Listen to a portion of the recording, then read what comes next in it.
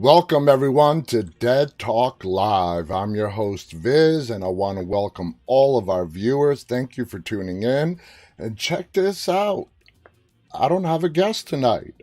I woke up today and I'm like, wow, I'm doing a solo show. And I could not for the life of me remember the last time I did a solo show. I believe it was sometime in the end of June. But I was really excited to come here and talk to you guys. I missed having our one on one chats. And I want to let everybody know no matter who the guest, what's going on, I always read what you guys are saying.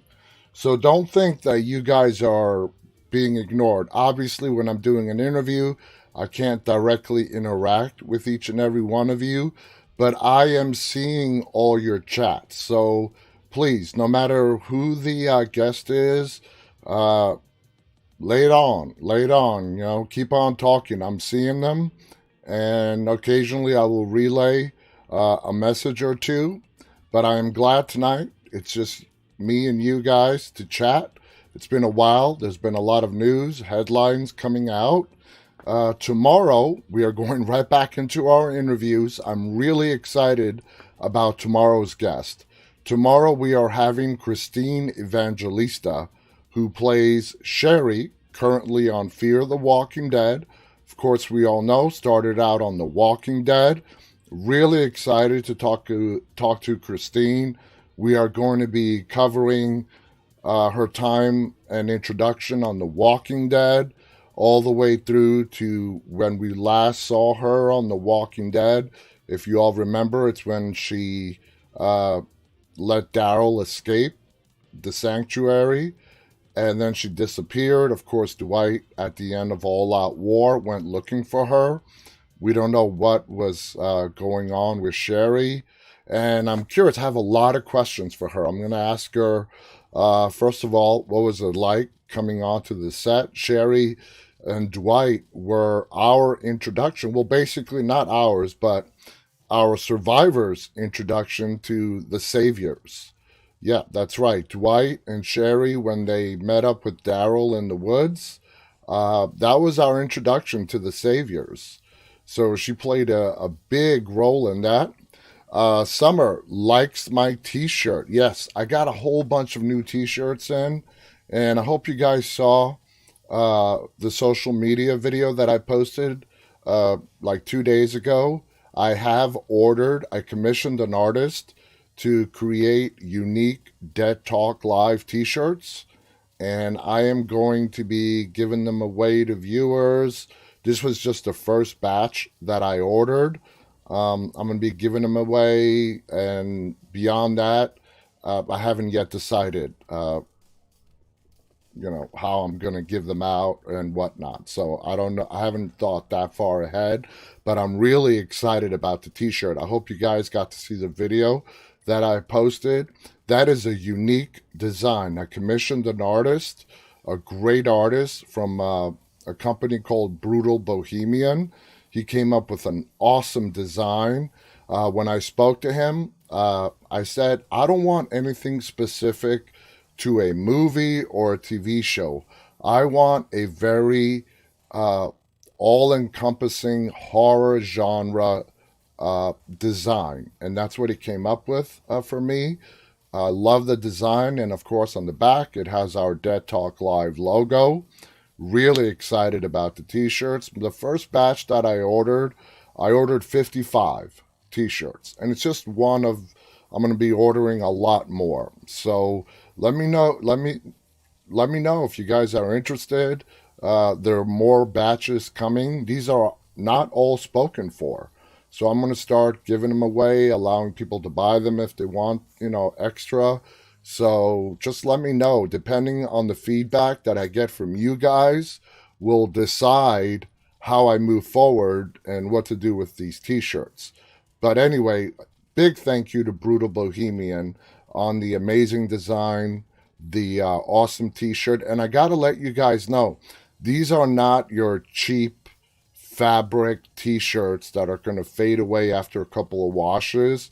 One of the specs that I asked when I was getting these printed is I want them to be printed on the best quality material, something that's not going to fade away after a couple of washes. So these are grade A t-shirts with a kick-ass design, in my opinion. I want to say hello to some of you. Tina is with us. Lindsay Sparks, all the way from Canada, is with us. Our Summer Springer is also joining us. Zoe Colette from England is joining us as well. Darren's Tomo is joining us. Fernando, all you guys, thank you so much for tuning in tonight. Carol Ass, our regular, is joining us, saying, "Hey guys, I missed you. Missed you too." Well, it's actually Carol, like Carl. So, welcome to everybody. And a lot has happened since we've done, like I said, our last solo episode.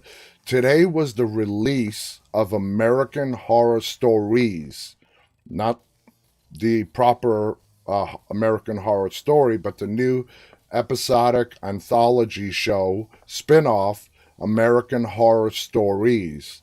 It's a two-part. It's going to be released one episode per week, but the first, it's a two-part. So there's two episodes, and it's not available, like the mother show on FX cable satellite. The only way to watch American Horror Stories is through Hulu. So if you don't have a Hulu subscription, they offer a free trial. And I only had the chance to see the first episode out of the first two. I'm going to watch the second one later on tonight. But it is amazing.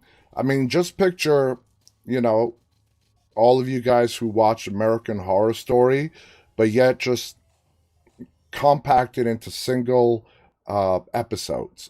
Each episode is going to be a story in itself. There are a lot of familiar faces that we know. Paris Jackson is in this first episode. And wow, Paris Jackson, for you guys that don't know, is the daughter of Michael Jackson. And wow, she's grown up. And I was really impressed with her performance in the first episode of American Horror Stories. I don't want to ruin it for you guys who haven't watched it yet. That was just released today, so it is awesome. If you guys have Hulu, definitely watch it. If you don't have Hulu, sign up for their free trial. Give it a shot. Hulu has some amazing content. And also, Fear Street released several weeks ago. And we already have the first two movies, 1994 and 1978. The third part of the trilogy is coming out tomorrow. And that takes place in the year 1666. And I got to tell you guys, Fear Street is just amazing. What a great show. It's a throwback, and it's a mixture of teen slasher, witches, mythology, all wrapped up into one. And the way they've, obviously, I haven't seen the third one yet. I've seen the first two, and they all tie into each other. And the way they're doing it is they are working their way back from 1994 and then 1978. And the third one that we are getting tomorrow, 1666, is the start of, we get the origin story of the witch who laid a curse upon this town called Shadyside. It's funny. It's like these two towns are right next to each other. Shadyside is the one that's cursed, and Sunnyside is where all the privileged people live, while the people in Shadyside, it is like murder capital USA. And it's all because of this curse of a witch back in 1666. So I cannot wait to see how they wrap up that trilogy tomorrow. Netflix does not release their movies right at midnight. I don't know how. I've been trying to figure out how they do it. I'm on the East Coast of the United States. It doesn't get released at midnight on the East Coast. I've checked back at 3 a.m., which is West Coast time. Doesn't get released at 3 a.m. So sometime after 3 a.m. East Coast time, who knows? It'll be available tomorrow, basically. I'm a night owl, so I'm awake at midnight and 3 a.m. And I would love for the third one to pop up right at midnight or 3 a.m., but that's not how it works. So a lot of great stuff has come out. American Horror Stories, Fear Street, which is available on Netflix. If you guys have not watched it yet, please, please, you will not be disappointed. Want to welcome Efrain, says part of that story is definitely inspired by the movie Superstition. Yes, it is. Colette, in regards to Paris Jackson, says she's a beautiful young lady. Yes, yes, she is. And I was just, you know, amazed at how much she's grown up, and she's really talented. This is the first time I've seen her acting, and she's pretty talented. So, and I'm glad they picked her to be, in American Horror Stories, and I hope she's in more than just one or two episodes. I hope they put her in other episodes of American Horror Stories, and I would love to see her, on the Mother Show, American Horror Story, which I believe is premiering in October. And unless things have changed, American Horror Story is going to be available where it's always been available, and that's on the proper FX channel. So, cable, satellite, whatever you have, if you have access to FX, in October, that's when season 10 of American Horror Story is releasing. You'll be able to watch it there. But check out the spinoff. You will definitely not be disappointed at the spinoff. Marko is asking, has anyone caught the first two episodes of American Horror Stories? I've only seen the first one. It is a two-part premiere. So I've not yet seen the second one. I've seen the first one. I'm going to watch the second one later on tonight. So tomorrow, like I said, we're going to have Sherry, Christine Evangelista from The Walking Dead, now currently on Fear the Walking Dead. A lot of questions. Really looking forward to Christine tomorrow. And then Saturday, we are doing a Saturday episode of Dead Talk Live. We are going to be having a special guest, Peter Drago Tienman. This guy is renowned for his stunt work. He is directed, produced, I believe he even wrote this new movie called The Stairs. It's officially being released August 12th, which is my birthday, by the way, in theaters. And they were nice enough to share with us a screener link to the movie. I'm halfway through it, and this is an interesting story. Like I said, the movie's being officially released August 12th. It's an interesting story. It's an independent film. It also stars one of our other guests that's going to be joining us August 16th, and that's Adam Corson. He's the star of the movie, and we're lucky enough to get the director, writer, and producer this Saturday.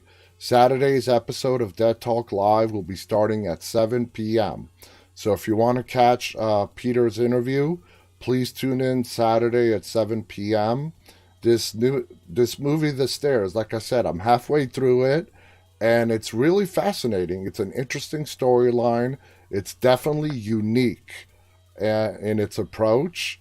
And, I'm a big supporter of independent films, and you do not need a big budget to make, especially a great horror movie.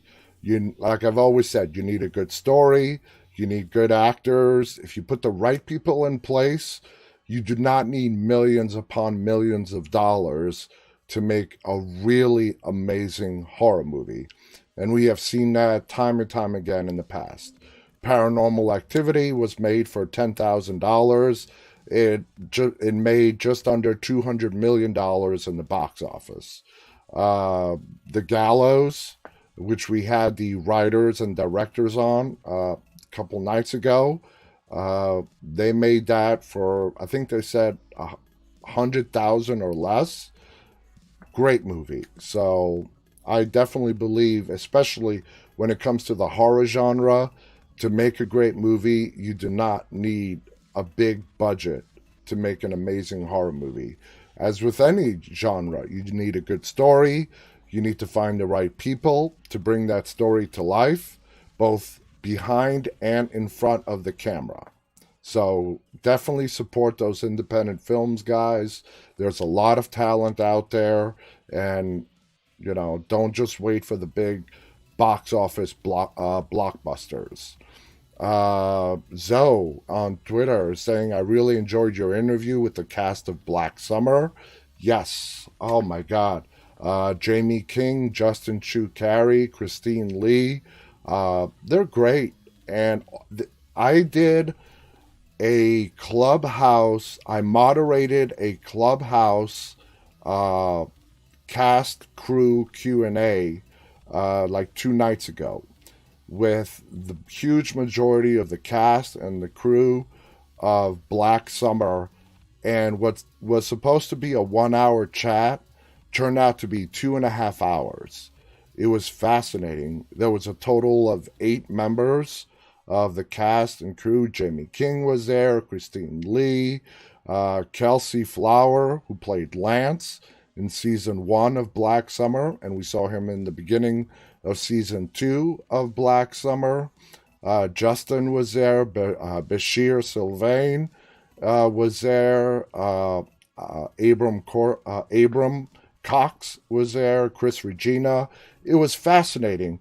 And the way that came about is I texted Jamie King. I'm like, I would love to do a clubhouse session with you to, give your fans a way to ask questions, get to know you. And Jamie loved the idea. She invited the entire cast and crew. Not everybody could make it, obviously, but a lot of them did. And that was amazing. If you guys do not have an invitation to the app Clubhouse, this is a great app. I'm going to give it a little shameless plug here. Not really shameless. I have nothing to do with the app. Uh, Clubhouse has been around for about 2 years or a little under 2 years. It's an audio only app, but it's a great place to network and to have open discussions about anything and everything. What it is, you sign up, and it was available only for iPhones up until just several weeks ago when it became available for Android devices. So now it's available for both iPhones and Android devices. And it's audio only. And the way it works is you can create a club or join an existing chat. You can start a room. You can title it whatever you want. You can invite guests. And depending on what you're interested in, it covers every spectrum, from automotive to the entertainment industry. And it's a great way for professionals, in this case, the entertainment industry, filmmakers, actors, to talk to and give advice to aspiring filmmakers and actors. That's not just for the entertainment industry, it's for every industry. So, but Clubhouse is still only available by invitation only. So you have to know someone and get invited, or if you don't, you could sign up, and what they do is they put you on a waiting list. And if anybody in your contacts is already a member of Clubhouse, they will get notified that so and so is waiting to be accepted into Clubhouse. And if you know someone who is on Clubhouse and they, click the accept button, you can bypass the wait list and be accepted right away. So Clubhouse is going to be huge. It's still just now gaining momentum, but it's a great place to network and talk to professionals and have professionals talk to people aspiring to get into a particular industry. So, anyway, I text messaged Jamie King. I would love to moderate a session with you and your fans. And it blew up into this whole cast and crew of Black Summer. And it turned into a 2.5 hour discussion. Absolutely fascinating. It was amazing talking to all of them. And, I don't know who was actually there. We had hundreds of people come in and out throughout the 2.5 hour session. So I hope you guys got a chance to listen to it. Unfortunately, on Clubhouse, they don't archive any of the chats. Once if you're not listening live and you missed it, there's no way of going back and listening in. You have to be there live to check it out. So that was amazing. And just having Jamie King, Justin Chu Carey, Christine Lee as a 3-person panel on Dead Talk Live last week was great. Talking to all 3 of them. Everybody involved in that show, Black Summer, it really is such a warm, open, loving family. There's no other way to put it. They're all great friends. They get along wonderful. And they all keep saying the same thing, that when they're on the set, the actors have the liberty to bring their characters to life the way they want to. And I think, that's a big credit to Abram Cox, Chris Regina, and of course the creator, John Himes, who have built that environment. I love talking to the cast and crew of Black Summer. And I mean, words cannot possibly describe it. So Khaleesi writes, I love that interview. I love that Lance was there. Kelsey Flower is a blast. Kelsey Flower is the actor that played Lance. And the way he described the character of Lance in Black Summer, when he booked the role, John Hyams, the creator, basically told him, Lance is a character who sort of just unwittingly became a survivor for the first half of the zombie apocalypse breakout. The way they described it and the way he described it on how his character was going to be portrayed, it's like Lance was a stoner. One day he was smoking a bong and the zombie apocalypse broke out. And through sheer luck, he survived the initial wave and went on to live throughout at least the first part of the breakout. Khaleesi writes, you can tell how they get along together, and that's what makes Black Summer so special. Colette is also saying it was a great interview. Thank you guys. I'm glad you enjoyed it. Thank you to everybody who's joining the rooms. So we have not done any news or headlines in a while. I've mentioned all the new shows that have come out. Let's go ahead and see what people are writing about them. That's always a treat, right? Let's see what the media has to say about all these different shows. And we're going to start with Fear Street Part 3. Like I said, it's premiering tomorrow, titled 1666. We get to see the origin story of the witch, who is named Sarah Fear. So, consider the sequel curse broken. Fear Street Part 3, 1666, satisfyingly wraps up Netflix's R.L. Stine movie trilogy with deepened themes, more fully realized characters, and enjoyable twists that lend dimension to the arching story.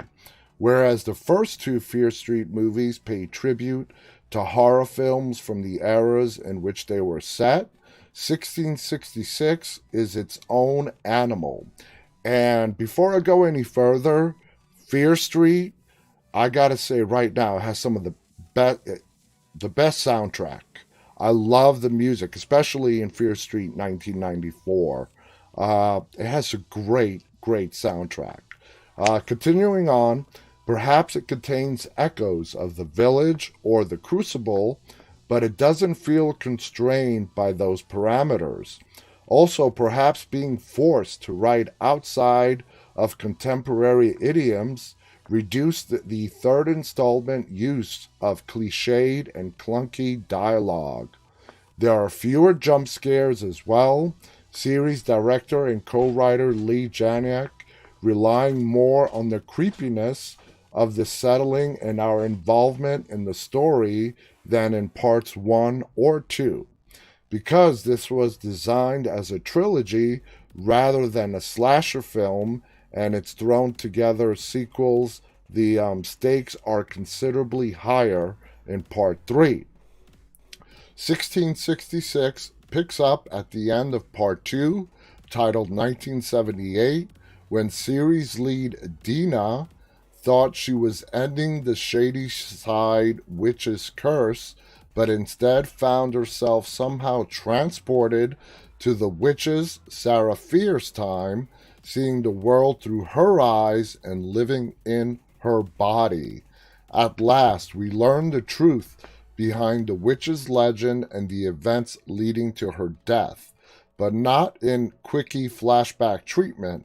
Rather, the bulk of the film is set then, exploring the characters, their motivations, and their world back in 1666. Don't worry, there's still evil magic and blood to come. 1666 being set hundreds of years before the other two movies, we don't get to see younger versions of the characters we have come to know. Rather, we see the actors from those previous films playing denizens of time of the town's founding, lending some instant context for characters and relationships. Until the big peace climax, 1666 also has the lowest on-screen body count of the trilogy. Tension instead comes from the deadly event towards we know as Sarah Fier is inexorably being dragged, but with Dina trapped in her circumstances. Part 3 also represents the trilogy's clearest expressions of its feminist and class struggle themes. Toxic masculinity, homophobia, and mob rule all play their poisonous parts in 1666. Tying all three films together and providing them with greater dimension. Madeira delivers her best performance in the series as she labors desperately to escape Sarah's fate and save her love from the same.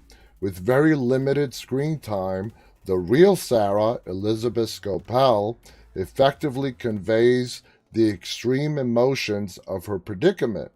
Janiak posts her most assured directorial effort, and she and her co-writers turn in a script that both involves us in 17th century setting and the gonzo fun of the slam-bang finish. It's unusual that a sequel outperforms the original work artistically, and rarer still that a third film is the best of a trilogy. Fear Street Part 3, 1666, pulls off that magic trick. It should make fans glad they hung around. So, this person who's actually seen it, that's a very great review. I know, like I said, I cannot wait to see it. It's coming out tomorrow. So, moving on. Let's see. Now, on to American Horror Stories. Reopens Murder House. And I was so glad when I started watching it this afternoon. The story starts of three people driving supposedly to a new house. And wouldn't you know it, when they pull up, it's the murder house. I love Murder House. This is a line when sex stops and something very dark and unhealthy starts. This is meant to be a warning in the first episode of American Horror Stories, but let's be honest, it could also double as the FX on Hulu series official logline. The American Horror Story spin-off gets the party started by taking us back where it all began, Season 1's infamous murder house. And as I've mentioned before, when Season 1 premiered, it was just called American Horror Story. It wasn't until later on where each season started getting its own unique name that they went back to the first season and officially labeled it Murder House. It's the third time we've returned to this hallowed place following brief visits in Hotel and Apocalypse. And the Harmons' old stomping grounds are exactly as we remember them. Only now one of the ghosts looks a lot like a young Cindy Crawford. We are reintroduced to this iconic locale by way of Michael and Troy, a pair of horror-loving husbands who plan on turning the ghost-themed house into a bed and breakfast. And I've said this before, I know this is just a movie, guys, but never take an actual haunted house and make it into a haunted attraction. That is a bad idea. They're ignorantly optimistic about their prospects, likely because they haven't watched the first season of American Horror Story. If they did, they'd know that the only people who fare worse here than straight couples are gay ones.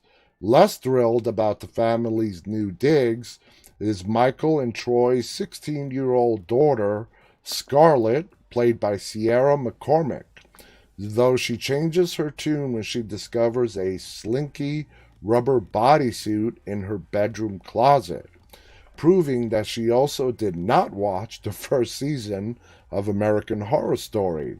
Scarlett immediately tries it on, no questions asked. Despite it fitting like a glove, something doesn't feel quite right, prompting Scarlett to peel off the cursed garment and throw it into the trash outside. And I mentioned this a while ago when they put up the poster for this first episode.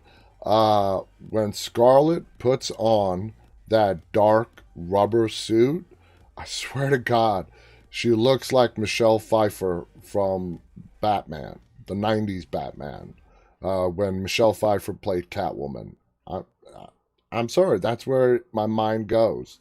But not every secret is so easily disposed, which Scarlett discovers when her dads confront her about watching extreme torture porn on the family's Wi-Fi network. They threatened to ground her, but because that would keep her from attending a sleepover with secret girlfriend Maya, played by Paris Jackson, she agrees to see a therapist. Side note, it's during this intense discussion about violent porn that I remember where I know the actress playing Scarlett from. She is from Disney Channel's A&T Farm. On the eve of their family therapy session, however, Scarlett finds the rubber suit back in her closet after she threw it away. Convinced that her dads are pranking her, Scarlett scares the crap out of them by suiting up, busting into their bedroom with a knife. Needless to say, they're not amused. A used S&M suit? Why the fuck would we do that? Despite their pleas, Scarlett refuses to take off the suit, and she accidentally, in quotes, slashes Troy when he threatens to remove it, prompting him to make the most dramatic exit I've seen from a parent on TV in a long time. Quote, "Please beware, young lady, that I will not be talking to you for weeks." But he does talk to her again the next day, in fact, during a session with Dr. Grant, the always delightful Marin Dungy. We learn a lot from this conversation, including that Scarlett was kidnapped from a grocery store as a child and went missing for 10 days. This was when she was 3 years old. It's a productive session, But the minute Dr. Grant asks to use the bathroom, you know it's about to be curtains for Dr. Grant.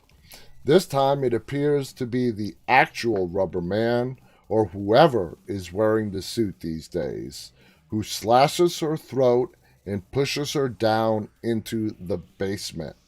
Michael and Troy discover the bloody suit later that night, grossly deducing that the blood probably belongs to Scarlet.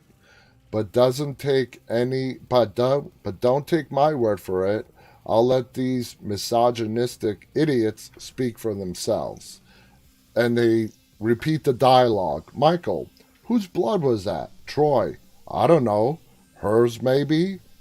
Time of the month? Oh, yeah, right. It would also explain how bitchy she's been.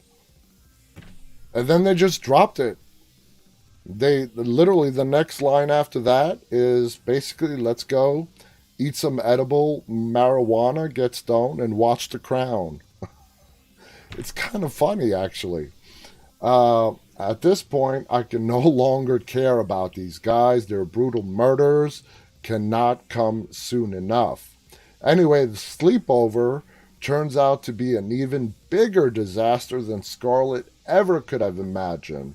After changing in Maya's bedroom and revealing some of her violent kinks, she discovers that the entire conversation is being live streamed for all to see.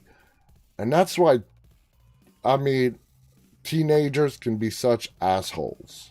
I'm sorry. If you're a teenager, don't mean to offend you, but I mean, I don't, I'm at a loss for words. Live streaming a private conversation, you know, this poor girl likes her, and she manipulated her into her bedroom, all to live stream it, you know, exposing her secrets and humiliating her. Not cool. A devastated Scarlett returns the favor by threatening to blame Maya's friends in her suicide note unless they come to her house in 30 minutes or less. You know, like a pizza that does know it's about to get brutally murdered and stuffed behind a brick wall to the tune of the patience and prudence, you belong to me. Now, it says, warning, everything from this point on spoils the plot of Rubber Woman Part 2. I'm not going to read that. I haven't seen Part 2. That's enough information for you guys, if you haven't watched Part 1 yet, to really get interested in American Horror Stories and watch it. I have not seen Part 2 yet. And what I did read of Part 1, not that much big of spoilers in, you know, in the way of the story. And I'm sure Part 2 is going to get even darker and deeper into the two-part premiere of American Horror Stories. So we're going to have to watch that. So let's keep moving on. Of course, we're 39 minutes in. Now, AMC released, they have been releasing shots, promo videos for season 11 of The Walking Dead that is premiering in a little bit over a month. On August 22nd, we are getting part 1 of the final season of The Walking Dead. And if you guys watched the trailer that they released today, apparently season 11, which is going to premiere, it's going to play out over 2 years. It's going to start next month, and it's going to wrap up next year. But apparently there's 3 parts. It's not going to be just a part 1 that starts this year and a part 2 that ends in 2022. At the end of the trailer that they released today, which is not really a trailer for season 11, what makes this trailer so kick-ass is they recount the whole story of The Walking Dead from the very beginning. And they did it very nicely. So The Walking Dead season 11 trailer is a look back before the Commonwealth. AMC's The Walking Dead is coming to an end after 11 seasons, and it's all been building to our clash at the Commonwealth.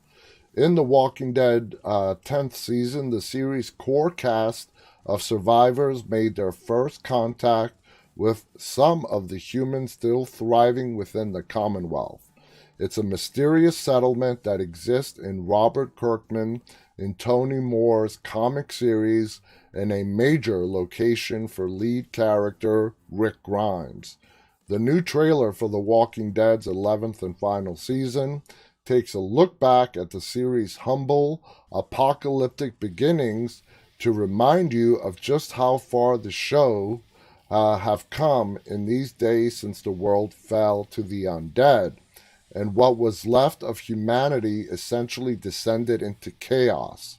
In the comics, the group's arrival at the Commonwealth was introduced another ray of hope into their lives because it represents another chance at finally finding a safe place to live away from the constant threat of walkers.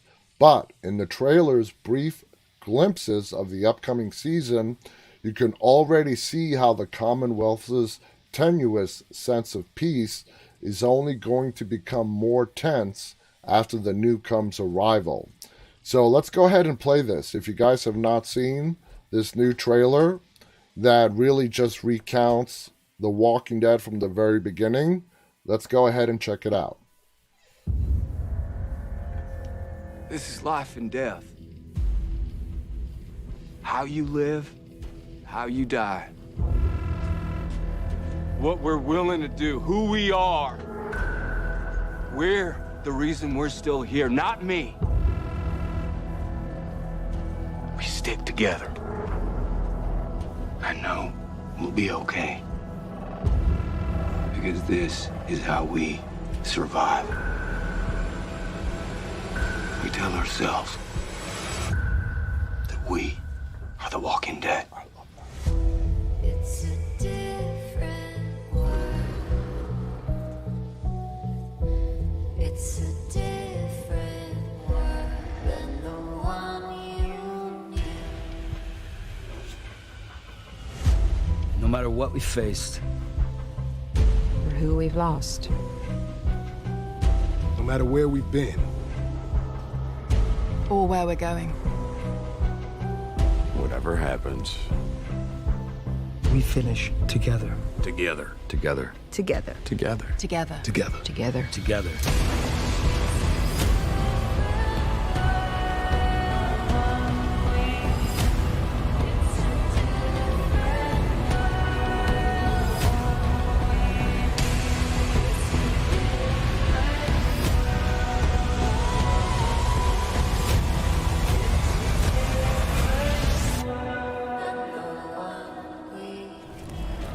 This is season 11.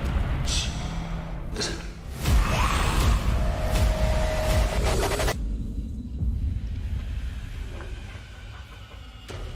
Tell me that's not some cool shit right there. Very brief glimpse into season 11. Obviously, the soldiers in the stormtrooper outfits, that's the Commonwealth. And then we see that other group wearing those masks. Those might be the Reapers. We don't know. I thought the Reapers were just going to be in those bonus episodes and, you know, they're going to move on from them. But no, the Reapers are going to carry over into season 11. So, of course, we're going to have the Commonwealth, and then we're going to have what looks like to be this antagonist group called the Reapers, who are bad from what we've seen so far. Lindsay says, awesome video. Lindsay also watched that trailer earlier today. It really gets your juices flowing. And I love how, you know, they go back to the beginning in this extended trailer, and they show us some of the highlights from the first 10 seasons, and then give us a little glimpse into season 11. So I think it's epic. Season 10 was great, you know, with the Whisperers. That started back in season 9, and season 10 was amazing. I have a feeling season 11, it's going to be absolutely epic, and it's going to go out with a bang. So August 22nd cannot really come soon enough. I'm so excited to start watching The Walking Dead again. Zoe says, I hope you leave Mondays open for discussing The Walking Dead. That's, sorry, Zoe says that. And Zoe, that's a great point. Yeah. Moving forward, I want to leave Mondays open once August 22nd rolls around so we can discuss the previous night's episode of The Walking Dead. And there's, they're breaking it into 3 parts. In fact, I think I stopped it too soon. Let me show you that. Yeah, part 1, August 22nd, and then part 2 and 3 coming next year. So the way I think that's going to work is part 1 is going to be all 12 episodes starting next month.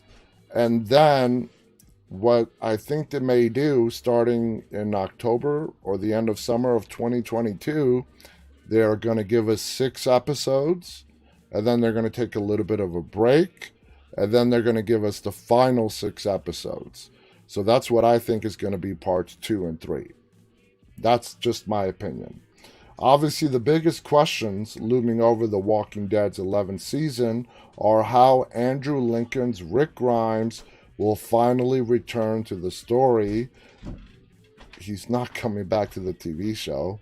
And whether his fate will be similar to his comic counterparts.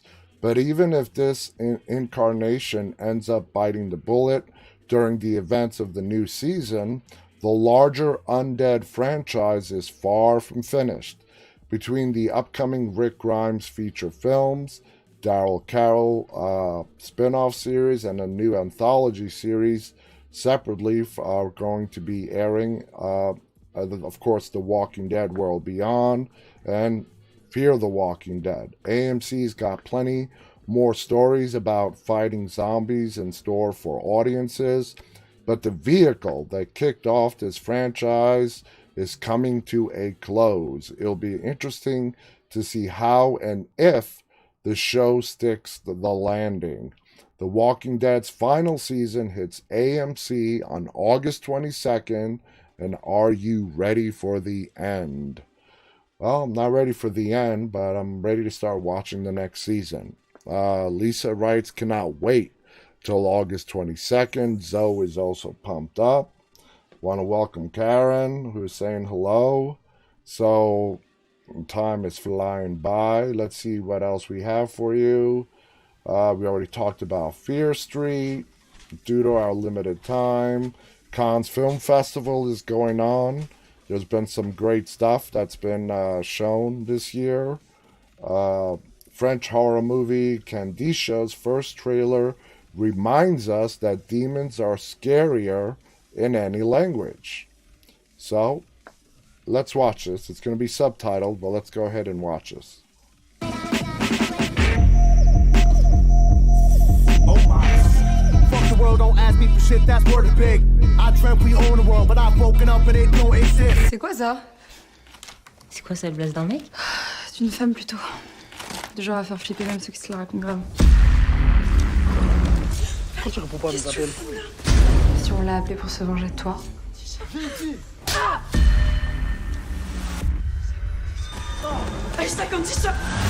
C'est elle qui a poursuivi Farine. Franchement, Amélie, je crois vraiment que t'as réussi à invoquer un fantôme de ta salle de bain? Je suis trop sombre pour aller voir un truc. Non, ça va.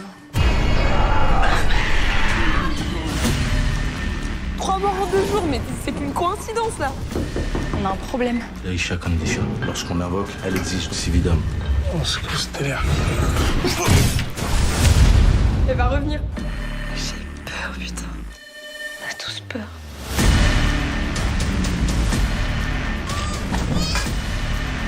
Il y a 2 façons de stopper sa malédiction. Alors la première, c'est d'appeler le démon, l'invoquer et de l'exorciser.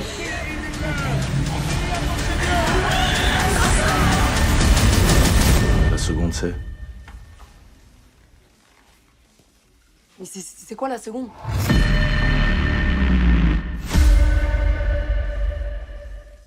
There you guys have it. It's going to be streaming on Shudder. That looks really interesting. So let's see what else we got. He punched you in the stomach with horror. The genius of Christian Boltanski. Let's see. Horror filmmaker Eli Roth digs into the scary reality of the illegal shark trade in Finn. Now I picked that because that's not something you would think Eli Roth would dive into, but he did.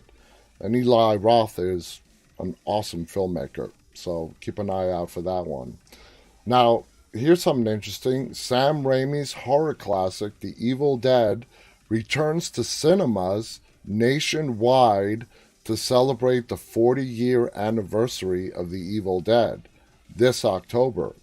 July 23rd, events in Grindhouse in Grindhouse releasing are set to bring writer-director Sam Raimi's original 1981 horror classic, The Evil Dead, back to cinemas nationwide for its 40th anniversary, in addition to the movie that spawned a film, TV, and video game franchise.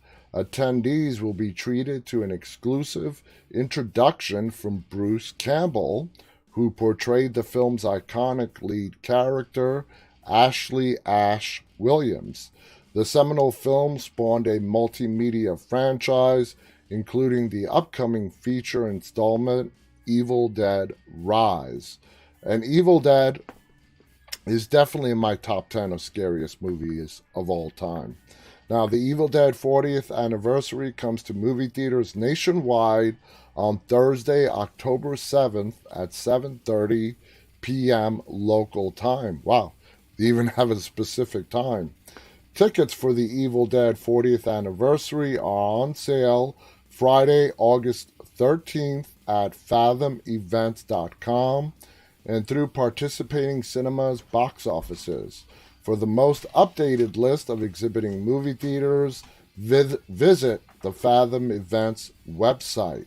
Now, Fathom Events, gotta mention, they are the ones who have been generous enough to give us the screener to The Stairs that we are watching, and they were the ones that are